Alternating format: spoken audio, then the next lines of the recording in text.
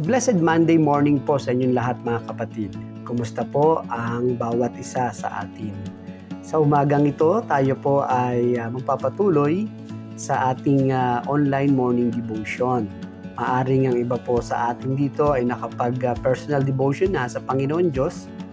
Ngunit hayaan po ninyo na muli ay makasama namin kayo sa pamamagitan ng ating online morning devotion, ng ating ministry ng Grab Food for the Soul, our daily dose for the nourishment of our soul.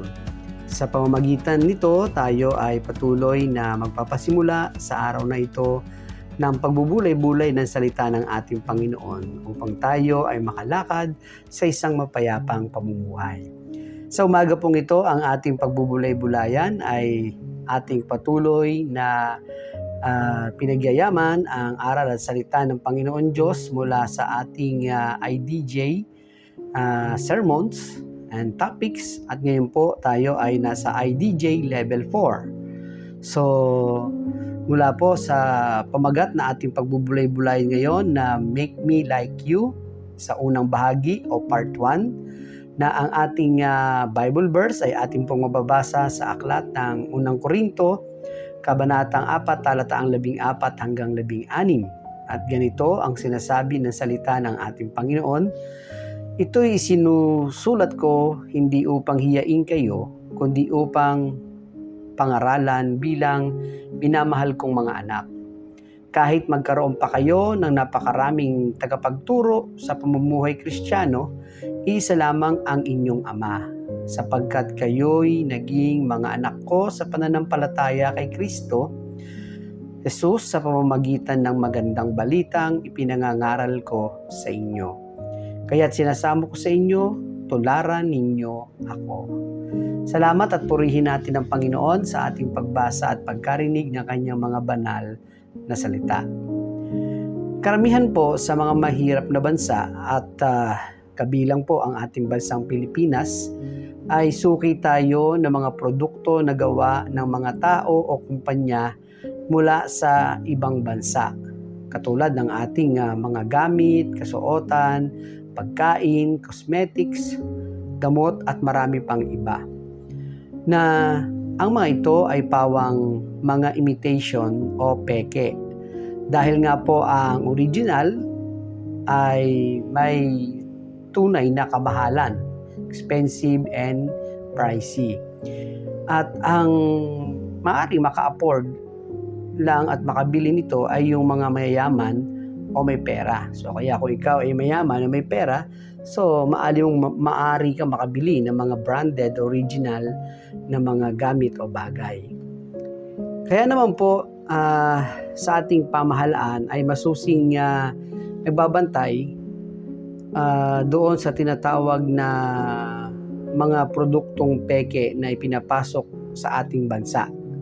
At isa sa mga batas ng pamahalaan na nagpoprotekta dito ay yung tinatawag o kilala doon sa Intellectual Property Rights of the Philippines under RA 8293. Nang wika nga po ang ito ay gumagabay upang itong mga bagay na mga peke imitations ay patuloy na masuri.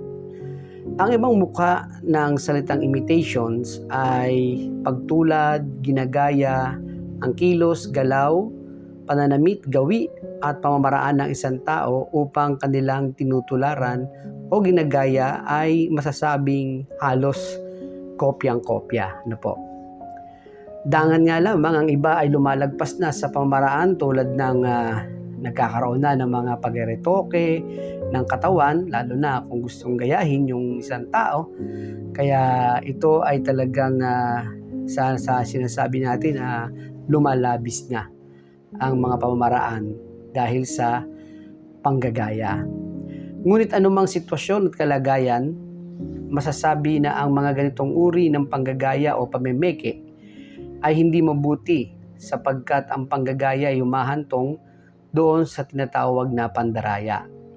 Subalit may isang panggagaya o imitation na itinuturo ang banal na kasulatan na dapat gawin.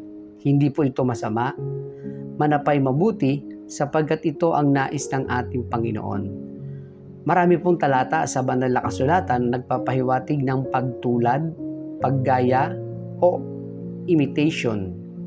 Isa po dito ay yung sa 1 Corinthians 11:1, tularan ninyo ako gaya ng pagtulad ko kay Kristo. Na may hamon na gayahin o tularan ng aspeto ng pawang mabuti. Ang paksa nga po natin ngayon ay Make Me Like You. Mula po sa temang I Mission Ministry Beyond ay hindi isang kahilingan na pagkatapos ipagkaloob at hindi rin isang pangarap na hindi kayang abutin, kundi isang pagnanais na gawin mo akong tulad mo. Make me like you. Subalit may mga hakbang na dapat isakatuparan. So kaya yan po yung ating patuloy na pag-aaralan sa umagang ito sa part 1. Ano po?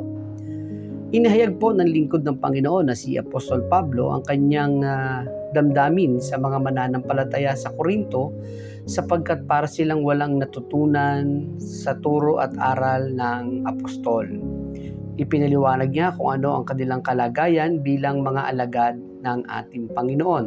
So ito po ay naitala sa chapter 3 verses 1 hanggang 10, chapter 4, 1, 14 to 17, and chapter 11 verse 1. So ito po yung ilang mga buod. Ano po, banggitin ko, sila ay pawang lingkod ng Diyos. Sila ay mga tagapagtanim at tagapagdilig lamang. Sila ay mga manggagawa lamang natatanggap ng kaukulang ganti. Sila ay mga tagapagtayo lamang ng gusali. Sila ay katiwala ng ating Panginoon Diyos. Siya ay tulad ng isang ama na nagmamahal. Siya ay tumutulad sa ating Panginoon sa buhay at pamumuhay. Nais ipabatid ng lingkod ng Panginoon na si Apostol Pablo na walang dapat maging dahilan ng kanilang pagtatalo-talo o pagkakabahabahagi kung ang pag-uusapan ay ang mga lingkod ng Diyos, sapagkat kung mayroong pinakamahalaga sa proseso ng paglago at pagpapatibay ay walang iba kundi ang Panginoon Diyos. Kaya hindi sila kundi ang Diyos ang dapat maitaas. Kaya't ang sulat ng lingkod ng Panginoon si Apostol Pablo ay mayroong mga katangian na dapat tularan. So ito po ay 3 points. Parang basketball, ano po? 3 puntos po ito. Pero ang tatalakayin natin ay yung unang bigay puntos. Na ang wika nga po, ikaw at ako ay tinutularan tulad ng pagtulad natin kay Kristo.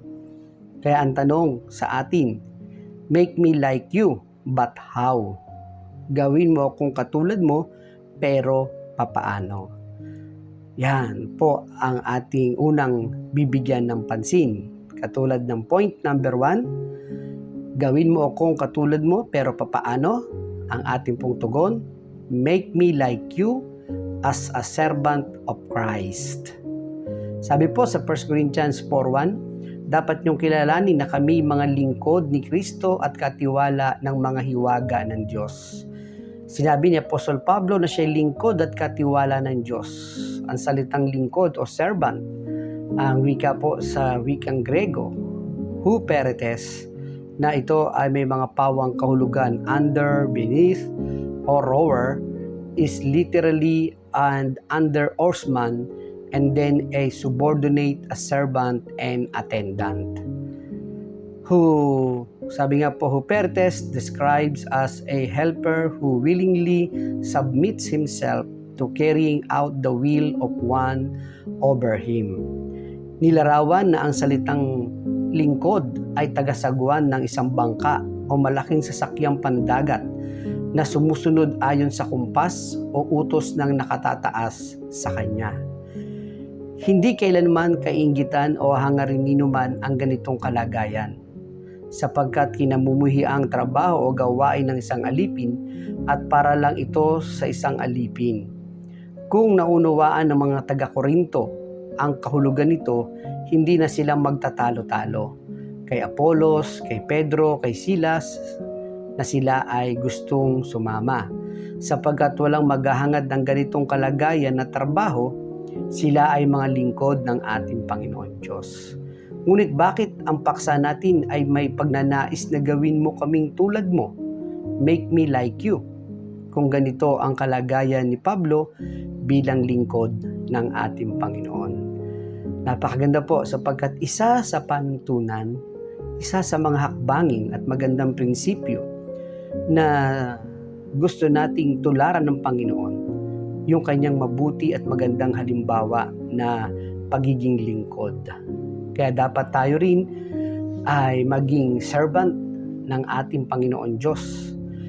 At ang wika nga po, sapagkat ang layunin ng paglilingkod ay hindi para matanyag o maging dakila, kundi sumunod sa utos ng ating Panginoon, sapagkat ang paglilingkod ay para sa kapurihan ng nag-uutos at hindi sa kapurihan ng lingkod na sumusunod. Sapagkat ang mabuting tularan, ang buhay paglilingkod ng tinataas ay ang ating Panginoon, kaya hindi masamang hangarin ang maging tulad ni Pablo bilang isang lingkod ng Panginoon. O mga kapatid, kayo po ba ay patuloy na nagnanais na maging katulad ng ating Panginoon? At isa sa napakagandang halimbawa na ipinakita ng Panginoon ay ang kanyang pagiging lingkod. Even si Apostol Pablo ay pinakita niya sa mga mananampalataya sa Korinto, siya ay lingkod ng ating Panginoon. At dapat siyang tularan sapagkat tinutularan niya ang ating Panginoon na kanyang pinagkukunan ng isang tunay na napakagandang modelo ng pagiging lingkod ng ating kalalagayan at ng ating Panginoon Diyos. Sa umagang ito mga kapatid, nais ko po kayo muling ipanalangin sa ating Panginoon at samahan niyo ako sa isang maiksing panalangin. Panginoon, salamat po sa iyong biyaya ng buhay at lakas at salamat po Panginoon sa part 1 ng aming tinalakay sa paksang Make Me Like You. Dalangin ko po Panginoon ang iyong masaganang pagpapala sa buong araw na ito ay maranasan ng mga papasok sa eskwela, papasok sa trabaho at ang kagalingan sa aming mga karamdaman lupang pangatawan, iyo pong loobin na ang kalakasan ay maranasan ng bawat isa. Ito po Panginoon ang aming samot dalangin sa iyong gabay at pangunguna sa karangalan mo at kaluwalhatian ngayon at magpakailanman. Amen. Papuri at pasasalamat po sa ating Panginoon Diyos at salamat po sa inyong pagsama sa akin. A friendly reminder po sa bawat isa, be Christ-like in your workplace today. Humayo po tayo at maglingkod.